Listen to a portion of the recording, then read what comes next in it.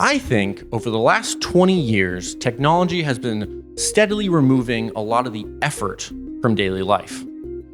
What I mean by that is things are just different now.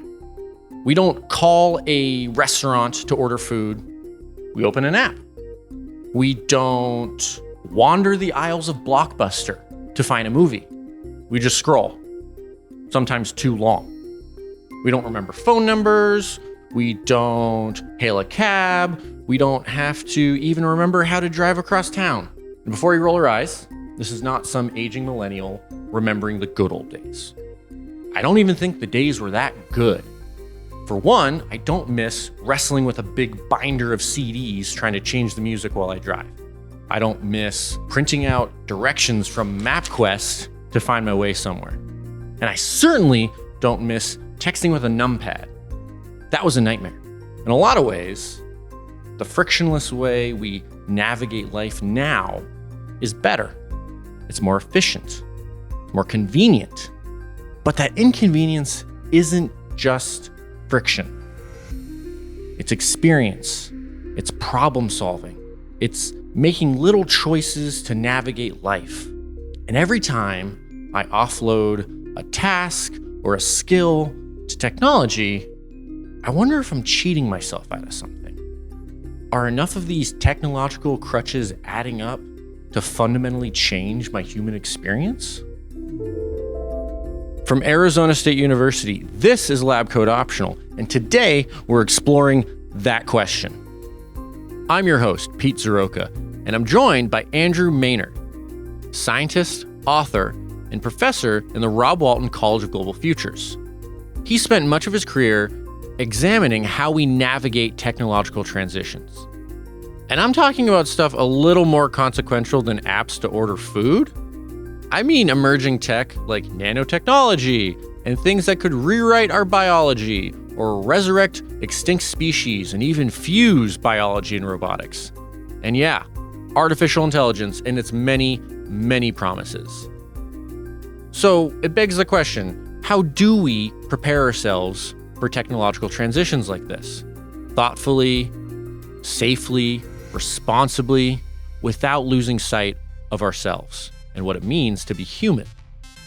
Stay tuned to find out.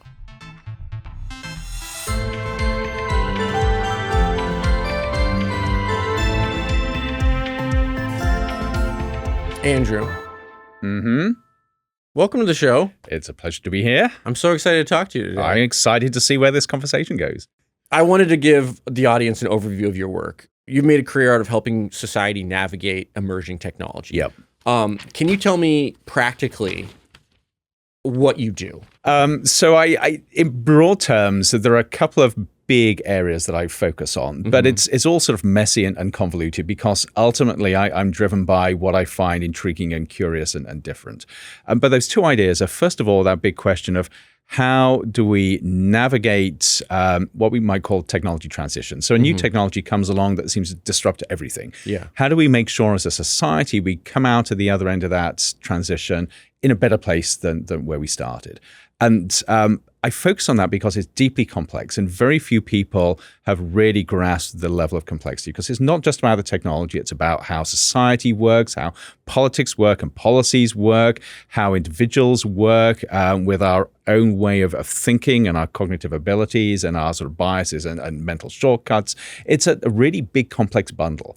And when you throw in a technology that we just haven't experienced before as a species, it means that we've got to think completely differently about how to do that. So that's a large part of my work. And a lot of it is thinking critically about how you even reframe the questions that we need to ask. But then there's a second part which actually ties in with that. And it's this whole idea of what does it actually mean to be human in a technologically complex world? And this is one of those questions that intrigues me because increasingly our technologies are challenging everything that we thought was unique to us. What is the essence of being human? What is it that defines us and we really want to keep hold of no matter what technology comes along? Whether we can redefine our biology through gene editing and manipulating DNA, whether we can redefine our cognitive processes through something like AI, and whether we can redefine the physical world around us through something like nanotechnology. In all of that, when we can completely re-engineer the future, what does it mean to be human still? Is the emergence of AI, has that only highlighted that latter part of it, or has that always been a through line of your work? So I would say that focus on being human is something that's really only come out over the last 5 or 10 years. Okay. But it's an emergence from thinking about that intersection between technology and society. And then AI over the last 3 to 4 years in particular has really heightened that in many, many ways, simply because the cutting edge of AI, and I'm not just talking about sort of simple sort of apps like ChatGPT at the moment, I'm thinking about where they really push our understanding. Right. It is transforming how we understand ourselves and our relationship with the world in ways that I don't think any other technology has done. What drew you to this work in the first place? Because I mean, it's because I was really bad at doing anything else. Oh, all right, yeah. Well, like you said, you go after things that interest and intrigue you, which that's a dream. It is, and to be honest, sitting here as a professor at ASU, it is a dream job. I mean, anybody who's an academic knows that there are frustrations, and yet the fact that I had the freedom to ask really deep, complex, gnarly, and important questions and pursue them is pretty amazing. But it starts with, I go back to my youth. I was always curious about the world around us. I had a father that stimulated my interest in everything sort of science and technology and sort of the natural world. But then discovered that my brain is wired in such a way that I can pretty much do nothing apart from physics. So failed nearly at English, completely failed at languages. I was actually not that good at things like chemistry and biology, but physics just made perfect sense. Okay. And what I've found over the years is certainly the way I was taught physics, it changes the way you think about the world. It gives you a sense of curiosity and wonder and asking what-if questions that transcend disciplinary boundaries, that enable you to think in very different ways. And that has driven me, I think, through all of my career. And just asking those what-if questions. What if we do this? What if that happens? What if something else sort of happens within a broader context? So you've got that has really driven me, that curiosity, coupled with a very strong sense, I came from a very religious background, of doing good for society, thinking about not only indulging your own sort of curiosity, but how do you translate that into something that positively impacts other people's lives? Was there a particular turning point in your scientific or academic career? There was. Okay. And it was a weird one. So for many, many years, I worked on aerosol physics, aerosol dynamics, specifically in the context of exposure to airborne particles, how they can get into your lungs, what harm they can do there, how you can monitor those, how you can prevent those. That was my speciality. But then about 25 years ago, I found I was one of the very few people in the world that understood the behavior of nanometer-sized particles in the air in the context of human health, just at the time when people were beginning to invest heavily in nanotechnology. And I was in DC. I was living in Cincinnati at the time, but in DC for a meeting. And this guy sat down next to me and said, starting a new project, do you fancy a job? I thought this was the funniest idea ever, that I would move from my lab in Cincinnati to DC to what was effectively a science advisor job. So I flew home that evening and told my wife what I thought was a funny story. She looked at me and said, that sounds interesting. That was the turning point. That was the point when I realized this was more than a silly idea. It was actually something intriguing. So left the lab, moved to DC to a think tank there, became a science advisor looking at the societal impacts of nanotechnology. What that did was it threw me completely out of my comfort zone. Right. I no longer had the lab to sort of go to when I needed a little bit of space. Instead, I was working with journalists. And believe me, if you train as a scientist, they don't teach you how to deal with journalists. I was dealing with staffers up on Capitol Hill. I was dealing with policymakers. I was dealing with industry leaders, especially in the C-suite. I was dealing with non-government organizations and activist groups. And I had to be on point all the time, guiding them through making the decisions and understanding the potential impacts of nanotechnology. I was scared out of my wits for 3 years, but I had an amazing DC insider who was my mentor. And that 3 to 5 years made me realize there's something here that is incredibly important. It's not just doing the science, not just developing the technologies, but if we truly want to see these have a positive impact, you've got to understand how to connect that to everybody in society, everybody from the person walking down the street to the person making decisions up on Capitol Hill. That was a pivotal point in what I do.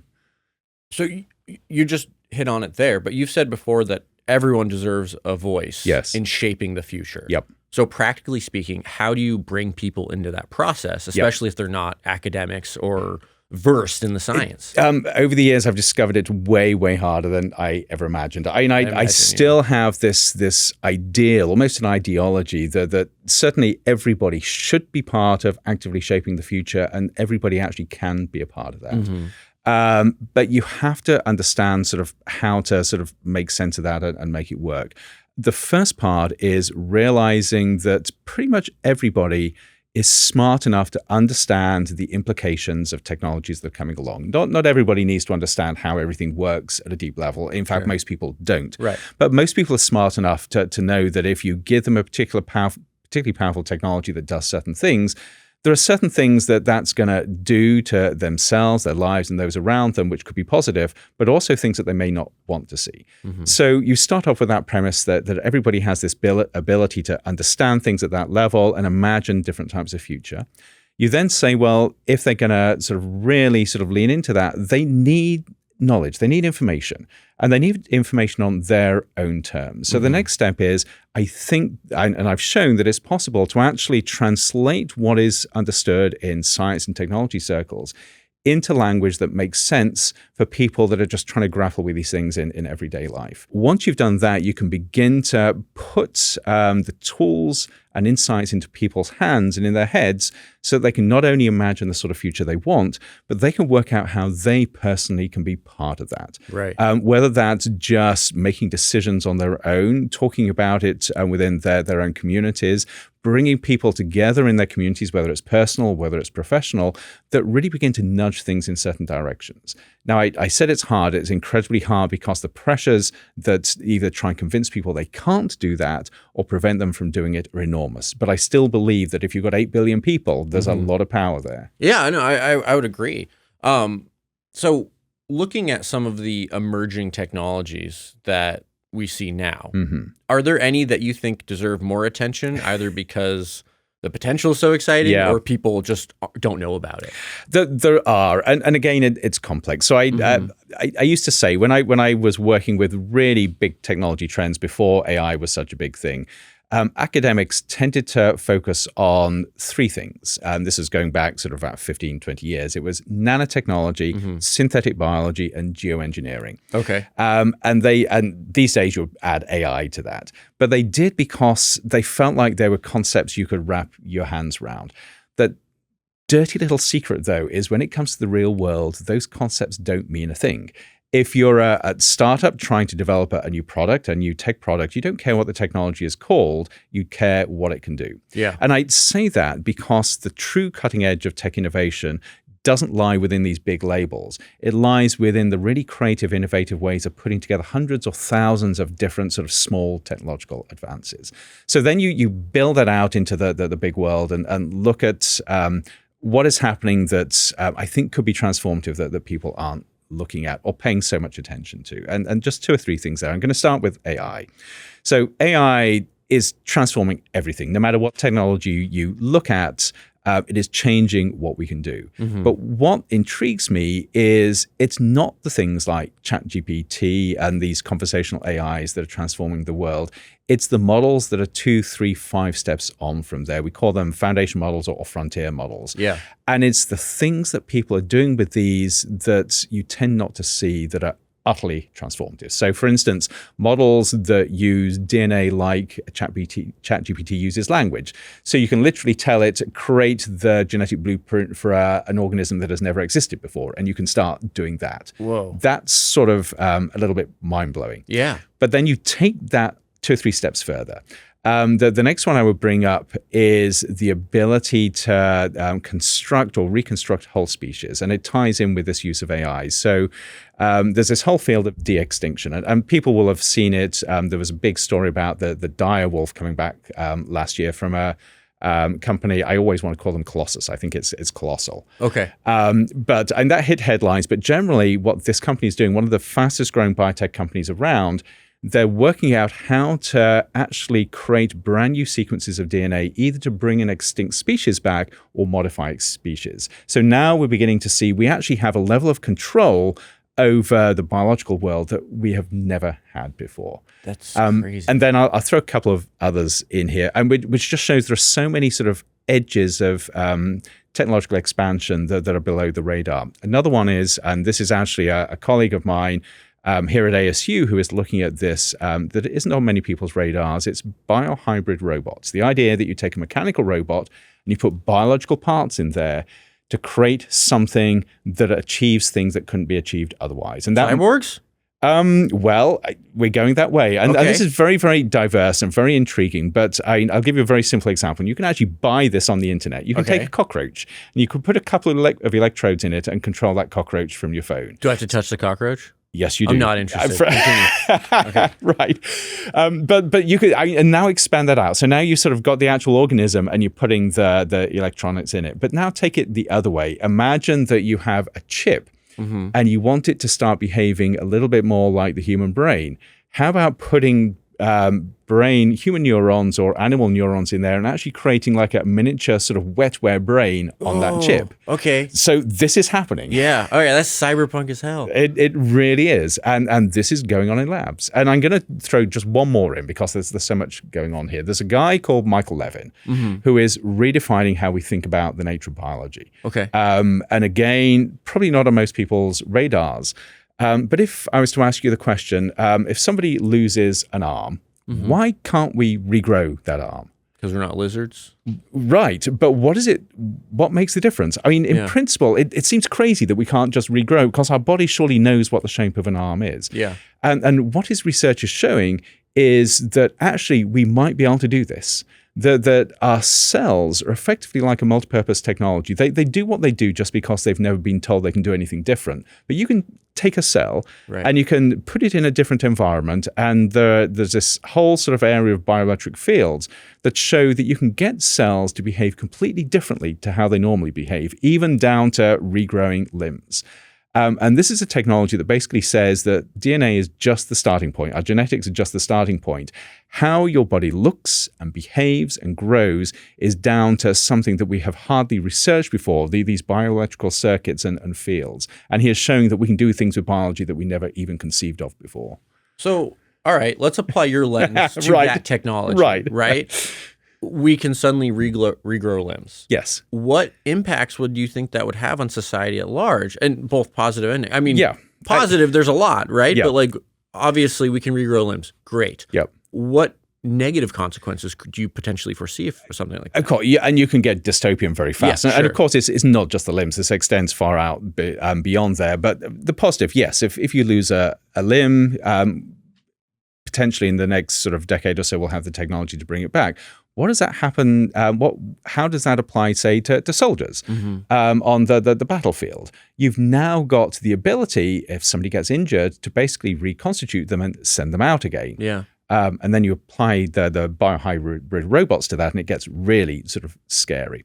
But more than that, why stop at growing limbs? I mean, if you can retrain your cells to grow a new arm and a hand, why not retrain them to grow something else? You want tentacles? And this sounds like science fiction. Yeah, it does. But why not? Yeah. Why not? In sort of 50 years, 30 years or whatever, why be confined to this body that we have now?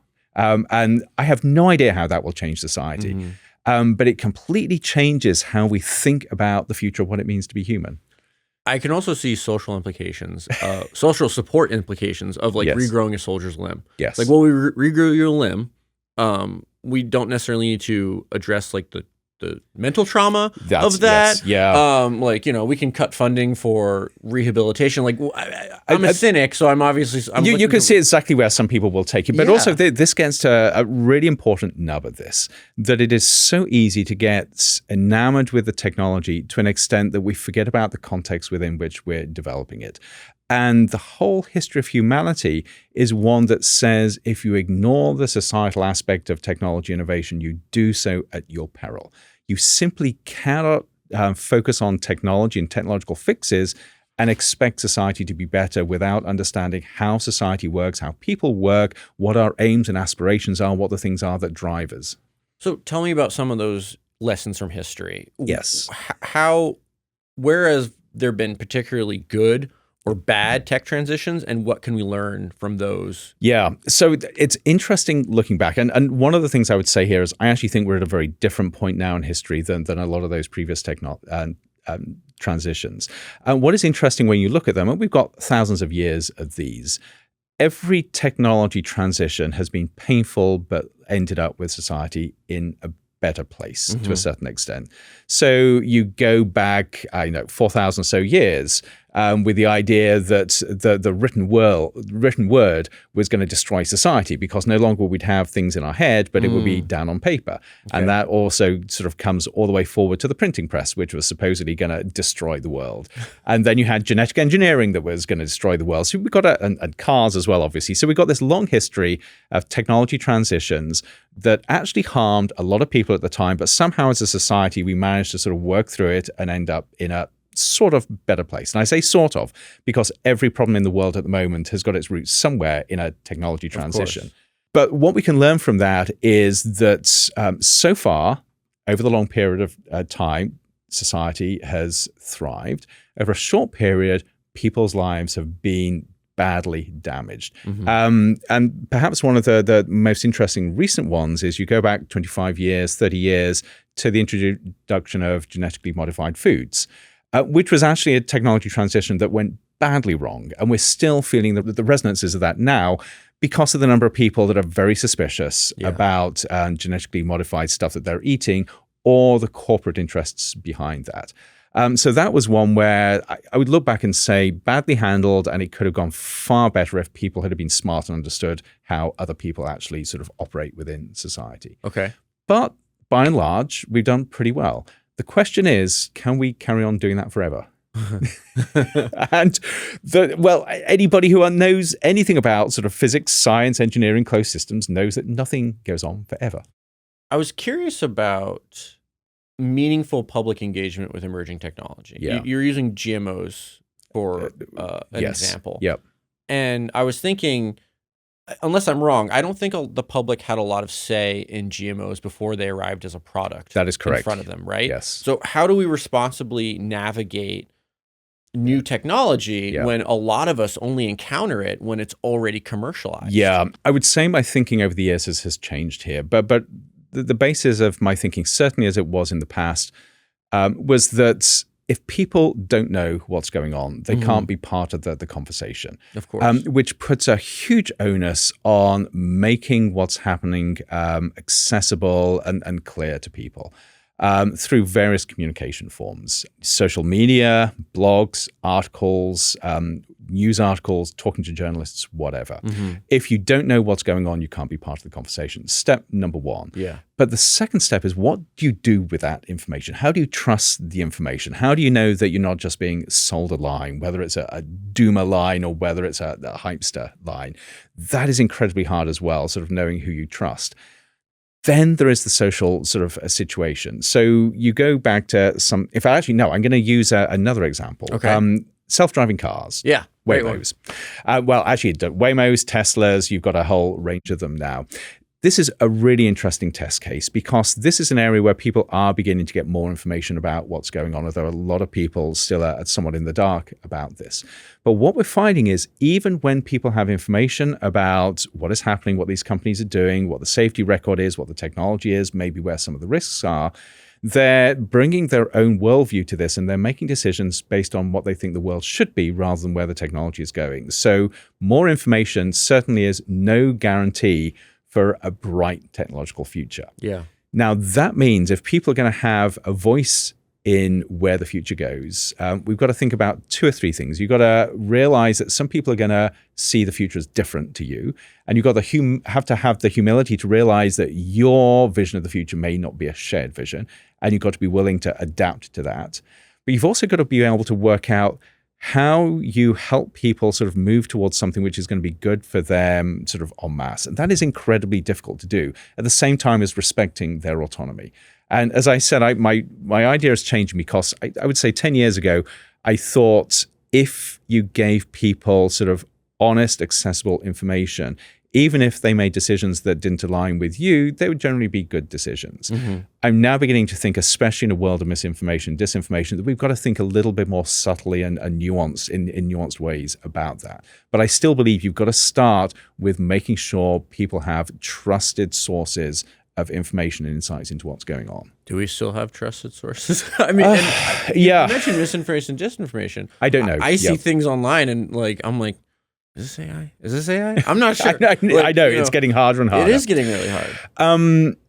I don't know. Yeah. And again, my perspective is jaded because in the circles I sort of live and work in, it is harder and harder to find those trusted sources, in part because everybody is vying for your attention. Yeah. And you get attention by not telling the truth, but by being polarizing. Right. And if you're honest and transparent, you tend not to get the attention. Yeah. So it's boring.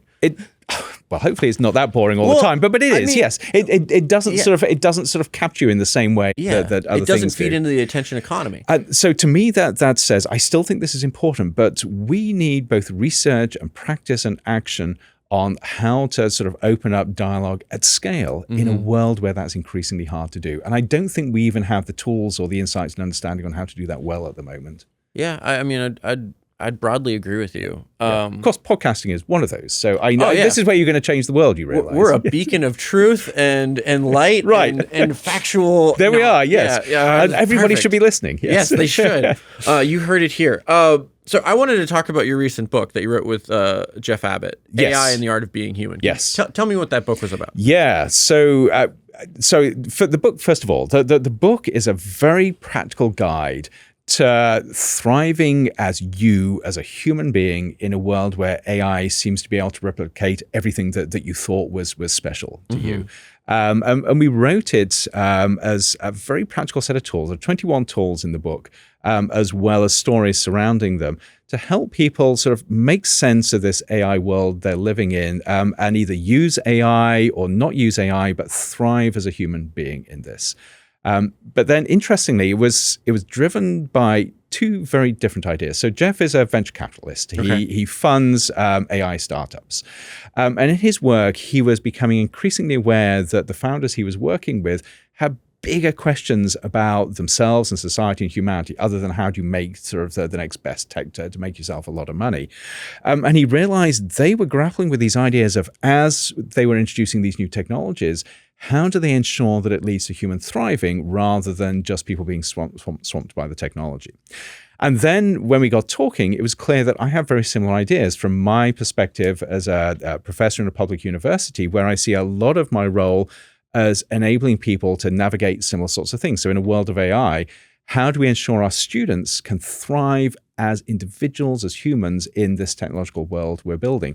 So we had a meeting of minds with this, and we realized that it doesn't matter whether you're a tech founder or a CEO or a student or a mother or just anybody, you're grappling with the same questions. How do you stay hold of who you are? How do you stay true to who you are?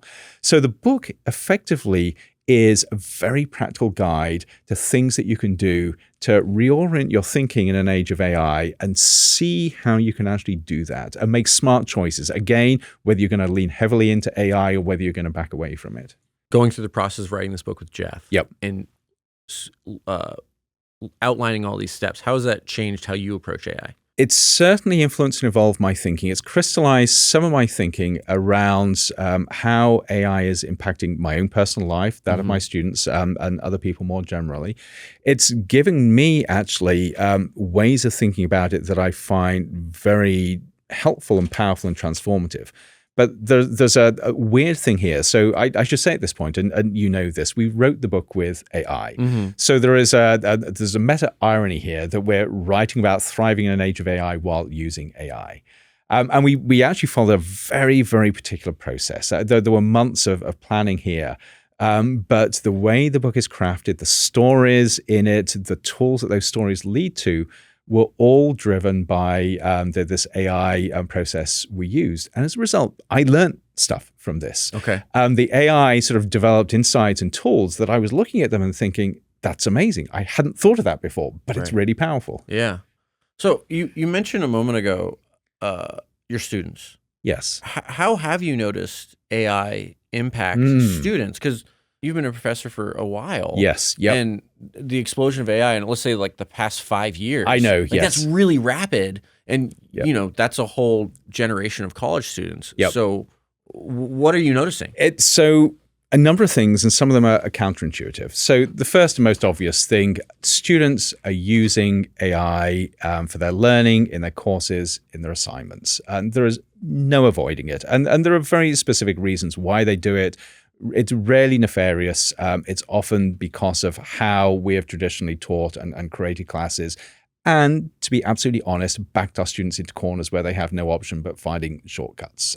We are very bad at doing that. But there's something interesting that I've seen as well. I've had a lot of conversations with my students about their attitudes towards AI and how they use it. And I would say the overwhelming response is they do not want to use AI as a crutch. They are here to learn. They are hungry to learn, hungry for new experiences. And they don't see any point at all in outsourcing that to AI. So even while they use it, I have students that will not use it if they think that it's going to undermine sort of their experiences and their learning. Interesting. I have many students who are skeptical and say they do not use it and they don't want it in their lives, which is quite unexpected. Yeah. I mean, it's been a while since I was an undergrad. Right. But I feel like if I had a shortcut, you would take it. Almost always take it. And you could see the tension in them because you had the student that is taking a crazy number of credits, sort of 25, 30 credits, and they're doing courses with an inordinate amount of busy work, stuff that they can't see any point of, but they have to write the essay, they have to do the seemingly ludicrous assignment anyway, and it's 5 minutes to midnight and they've got a deadline. Totally. Of course they're going to take shortcuts. I mean, the smart student would. Yeah. At the same time, you could see even as they're doing this, they're thinking, I wish I didn't have to do this. There are things that I want to do where I want to embrace who I am rather than having to sort of toe the line and sort of take these shortcuts. So one part of the book is kind of warning against outsourcing our judgment to AI, right? So when you think about responsible, intentional use of artificial intelligence, what does that look like for individuals? What does it look like for educators and even institutions and governments? I would say, first and foremost, it comes down to your personal sort of understanding, which is a mixture of the values you bring to the table, your understanding of where the technology and different use cases fit in with those values, then what you can live with, where you can see it enhancing and what you do so you're thriving, and where it compromises what you do. And that will change from person to person, but it'll also change from day to day and week to week as the technology advances. So I find this in my own work. I use AI a lot. I've just published a preprint on the preprint service archive, which is sort of an academic sort of article sort of archive that was all written with AI. And yet I also write a lot about the art of the human in writing and actually intentionally not using AI. So I am deeply conflicted with this. And the only thing I can say through my own experiences is that this has to be down to individual choice, but it has to be informed choice. And I think many people are struggling with that choice and those decisions without really knowing what's what. What about institutional use? Yeah. And that, I think, gets tricky. Yeah. And again, so the answer to this may be different if you asked me next week. I think there are two or three things here. The first is I have no idea where AI, especially conversational AI, large language model-based AI, is going to go in the next 12 months, never mind the next 2 or 3 years. It certainly shows every indication of being an utterly transformative technology and one that we cannot afford not to take advantage of. But it may well be that there'll be a crash in the market in 2 or 3 years' time. And if we invest too heavily in it, we'll be left absolutely high and dry. Yeah.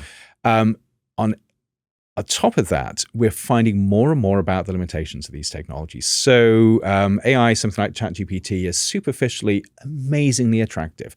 It is very easy to see why an institution absolutely has to embrace it and incorporate it everywhere. The more we look into these technologies, though, the more we realize that there are very serious limitations that may not be obvious. And so I would say it depends on the organization or the institution, but I think every institution needs to ask critically, where can we do what we do better, more efficiently, faster using AI? What are the potential dangers there? And how can we create these mechanisms so with everything we do, we are constantly asking what could go wrong? What are the consequences of what we're doing? And how can we minimize the adverse effects of those consequences with every decision we make? And I think the organizations that worry me most are the ones that go full in without asking those questions. And just to sort of flesh that out, you look at AI companies. So I'll take two, Anthropic and OpenAI. And you look at the investment each of those companies make into teams that are asking those questions, teams that are red teaming their products, red teaming their uses. They understand the consequences of getting things wrong. So they are investing very heavily in people who ask, well, what if this or what if that? And if those companies are doing that, I think it's incumbent on every other organization that is embracing this technology to be asking similar questions. So based on those questions Yes. and those qualifications that you just set forth, Yes. right? Those standards, how do you think we're doing as a society? Because I mean, Right. The short answer, it's all over the place. It is. But I would love to hear more about more of your thoughts on that. I think really badly. Oh, great. Okay.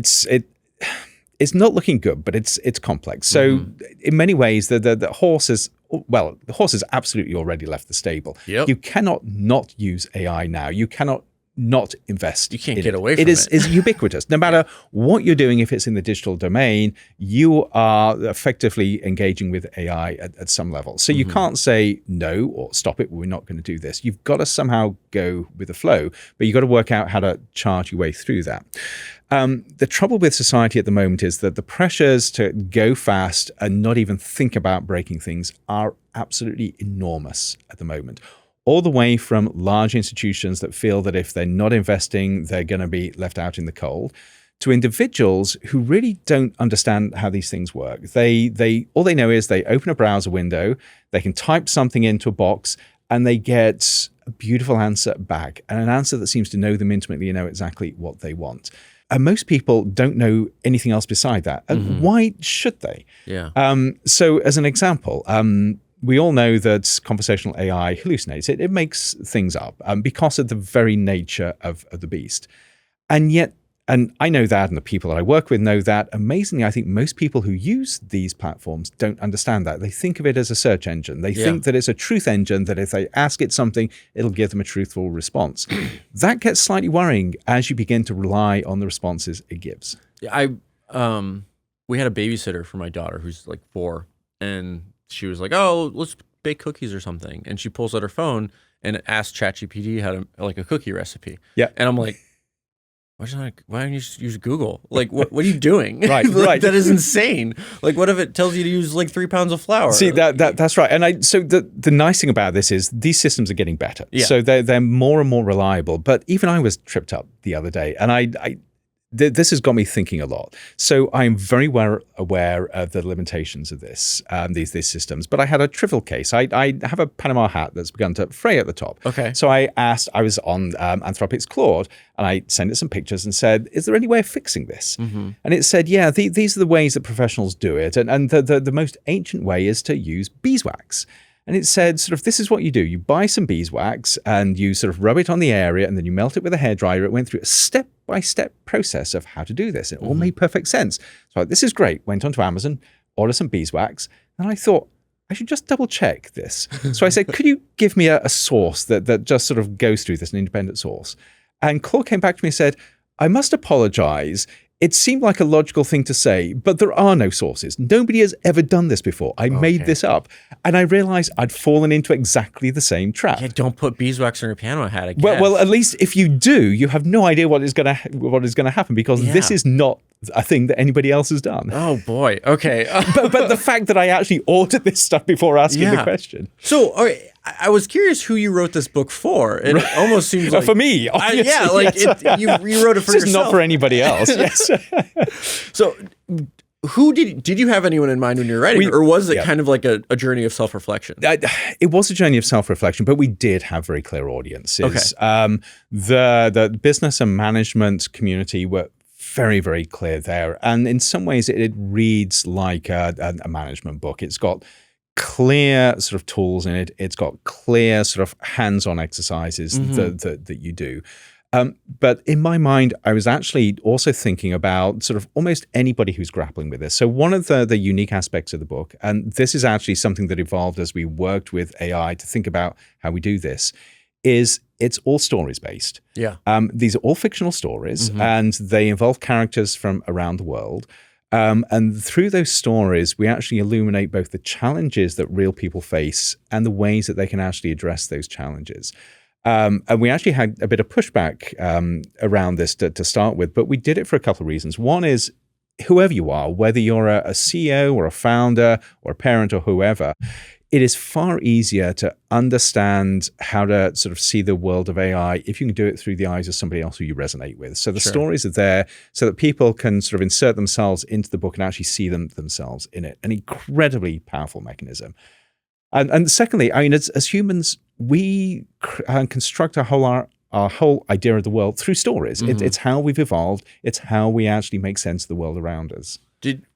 Was that format inspired by something, or did you just draw that from your experience as an educator? So the way it came out, we started off, so this was the process for the book. Both Jeff and I, and with 2 or 3 other people, brainstormed a lot of ideas, both between ourselves and with different sort of AI platforms. And we literally wrote hundreds of pages trying to capture sort of what we felt was important, how we saw the world, where our questions were around this connection between AI and being human. Right. We then used all of those to start working with AI to say, well, how do you sort of create a book around this that really is going to resonate with people? And out of that came this idea of having these sort of cinematic vignettes that cinematic in terms of how the stories are constructed, so they really resonate with people.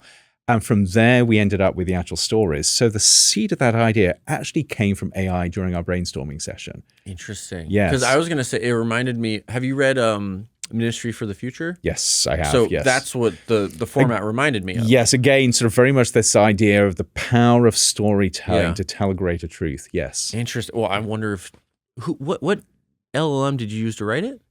Use Claude. So we started off in ChatGPT, which I discovered very quickly couldn't actually do what we wanted. So Claude just hit the sweet spot. It strikes me that I have not asked you this entire time about what role legislation should play and overall regulation of emerging technology. Where do you fall on that spectrum? Are you more bullish on it? No, I think it's really difficult. And to understand this, you've got to understand I come from a tech background, especially with nanotechnology, where we really focused on legislation and policy. How do you put policies in place to ensure good beneficial uses of this technology? AI, I think, puts us in a very different place. And in part because we've seen this increasing shift from the oversight and governance of technologies moving away from hard regulation because it simply doesn't work, it's too slow, it's too rigid, to softer forms. And AI, it's very, very hard to see how hard policies, legal policies, can actually get us to where we need to be. It's possible that maybe if you put very, very broad guardrails in place, it'll work. But generally, the technology is moving too fast for legislation to keep up. People are using it in ways that are too innovative for legislation to keep up. And it's in the hands of individuals. So it's very, very hard for regulations and policies to say what you personally can do with the LLM on your own personal computer.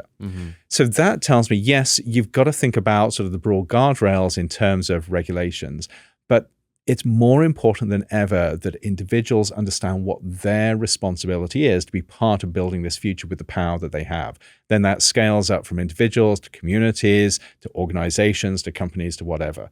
So this idea of personal responsibility combined with responsibility hard-baked in very concrete ways into organizations, overseen with very, very high-level regulation that just makes sure things don't go completely off the rails. But then that raises a huge question. I mean, if that's the model, how do we do that? How do we help people take on that responsibility? Read your book, for starters. Right. And not only my book, because there are many other things out there. Yes. Yeah. You said you don't think we're in a great place in terms of tech adoption right now. What gives you hope for the future? Goodness me. Depends on which day of the week you ask me. Okay. There are 2 or 3 things. One of the things that gives me a lot of hope is that human society is resilient. We have been hit with big transformations in the past. And although it may take some time, we tend to sort of get through it. We're amazingly adaptable as a species, unbelievably adaptable. So that gives me hope. Individual people give me hope as well. And of course, you look at the world at the moment, it's easy to spot the people you might consider to be sort of bad actors, depending on sort of how you define them. But the vast majority of people I meet with are kind and considerate and thoughtful and want to do the right thing, both for themselves and their community and society around them. That gives me huge hope because it tells me that through all of this, there is a possibility that ordinary people will be able to see a way through adopting and using these technologies in smart ways that are actually going to enhance and benefit society. The question is, what happens in that transition sort of between here and that sort of future? How messy is it going to be? Andrew, thank you so much for coming on the show. This was really interesting. This has been a pleasure. To close things out, yes. If someone wants to learn more about your work or the topics we discussed today, can you recommend some resources, reading, watching? Okay, yep. So actually, this is slightly trivial, but I discovered this the other day. I used to sort of say very flippantly, Google me, but actually sort of putting me into something like ChatGPT and say, tell me sort of where I should go to find out more about sort of what Andrew's doing is actually a really good way of doing this. But beyond there, my Substack, The Future of Being Human, is where I do a lot of my sort of intellectual sort of thinking and exploration in a way that I hope is useful to sort of general readers. So that, I would say, if you want to know where my head's at any one point, is a good place to go. You've obviously got the book, AI and the Art of Being Human. I would actually throw one other thing in. A few years ago, this was just during COVID, I published a book called Future Rising, which was all about, it was 60 short essays that tried to grapple with the idea of what our relationship with the future is. It was probably the most personal book that I've written in terms of capturing the essence of my thinking, my philosophy around our relationship with the future. It completely sort of felt flat because of COVID and many other reasons. But if you can get a copy of that, I still go back to that as capturing the essence of why I do what I do and how I think. Fantastic. Well, thank you again for coming on the show, Andrew. Thank you. Great. It's, again, been a pleasure. Thanks for tuning in. If you enjoyed the show, please leave us a 5-star review on the podcast app of your choice. If you found us on YouTube, we'd appreciate a like and a subscribe. Lab Coat Optional is brought to you by the talented people at the Knowledge Enterprise Strategic Marketing and Communications team. Knowledge Enterprise is led by Executive Vice President Sally C. Morton. Remember, lab coats are optional on this show. We want to keep our researchers safe in the lab, so wear your PPE. Until next time, stay curious.